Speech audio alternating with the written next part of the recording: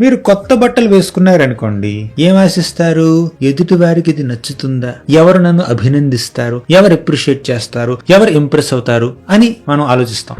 కానీ ఆ డ్రెస్ మనకి ఎంత సౌకర్యంగా ఉందో అది ఆలోచించాలండి. అలాగే సోషల్ మీడియాలో ఒక పోస్ట్ పెట్టారనుకోండి, దీనికి ఎంతమంది షేర్లు చేస్తున్నారు, లైక్స్ కొడుతున్నారు, కమెంట్లు రాస్తున్నారు, అది చూస్తూ ఉంటాం మనం. కానీ నేను పెట్టినటువంటి ఆ పోస్ట్ లో ఎంత నిజాయితీ ఉంది, ఎంత ధర్మం ఉంది, ఎంత కంటెంట్ ఎదుటి వారికి ఉపయోగపడే విధంగా ఉంది, అది చూడాలండి. అంటే మనం ఎప్పుడు ఎదుటి వారిని ఇంప్రెస్ చేయడానికి మాత్రమే జీవిస్తే, ఏ పని చేసినా, బట్టలు వేసుకున్నా, మేకప్ వేసుకున్నా, లేదంటే పరీక్షలు రాసినా, ఉద్యోగం చేసినా, ఏం చేసినా మనం ఎదుటి వారిని ఇంప్రెస్ చేయడం కోసం చేశామనుకోండి, అందులో సంతృప్తి లేదండి. అసలు మనం ఇంప్రెస్ చేయాల్సింది ఎవరినో తెలుసా?